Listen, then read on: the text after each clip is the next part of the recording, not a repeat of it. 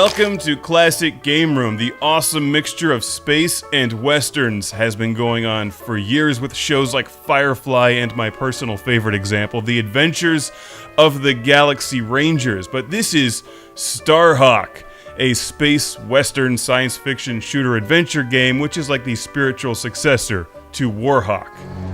It all started with a spark, a flash of blue gold. Texas T. STARHAWK. Which answers the age-old question, yeah, this game is good, but is it on the Vectrex? It kind of is. Two great games with the exact same title. They should sell this as a package deal. STARHAWK on the Vectrex and STARHAWK on the PlayStation 3. Two very different takes on hawks in space. Whereas the original STARHAWK was like a never-ending trench battle scene from Star Wars, the new STARHAWK is essentially the sequel to Warhawk, which I reviewed years ago and really enjoyed. It was a PlayStation 3 multiplayer game where you'd run around and shoot each other and hop into Warhawk jets and continue shooting each other in the air.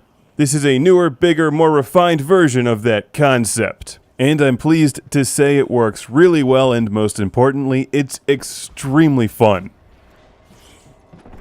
This game doesn't try to out-cool its competitors, there's just something quirky and off-center about the whole space western theme, but it works. STARHAWK is a good time.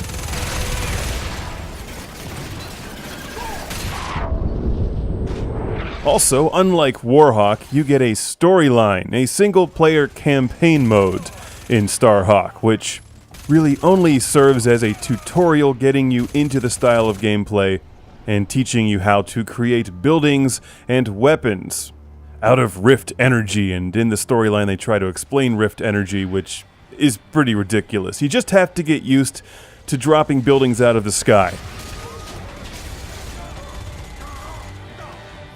STARHAWK is a PlayStation 3 exclusive aimed at the audience looking for a massive multiplayer shooter.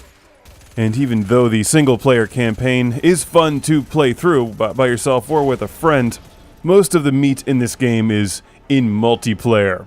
Meat in a game. That does sound kind of strange. It doesn't it? Like, is it rancid? Is it under a trash can? Does it replenish my health?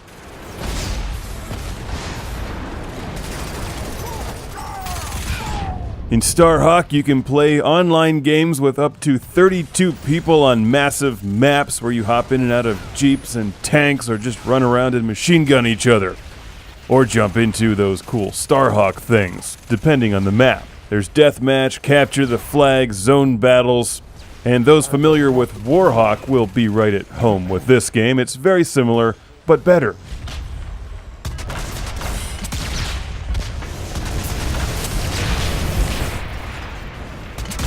I think one of the best features is the nice variety of stuff to build, like walls, gun turrets, giant laser beams, ammo replenishing stations, STARHAWK launching pads. And sometimes you'll be standing there and one of your teammates will just drop a building right next to you, which is kind of freaky.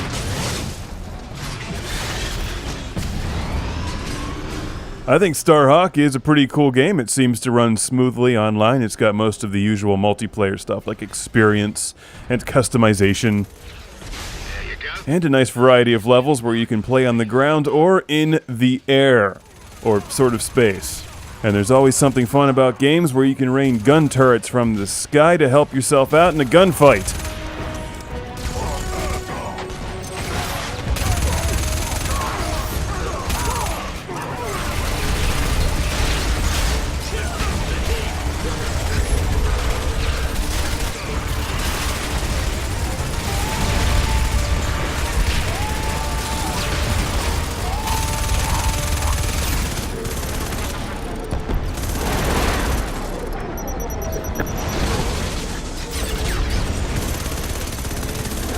Here's a look at one of the multiplayer aerial combat levels, which is all air combat.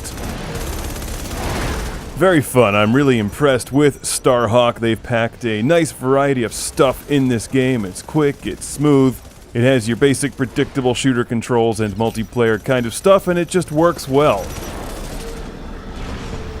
It does what it's supposed to do. Unless I don't do what I'm supposed to do, in which case I explode and go.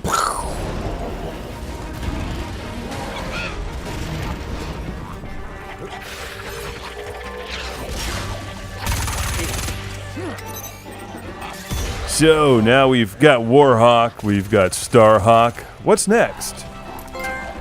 Where else can Hawks go?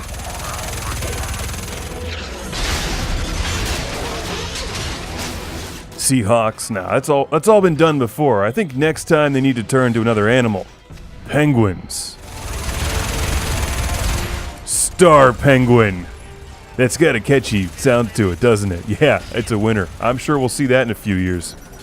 On the Vectrex,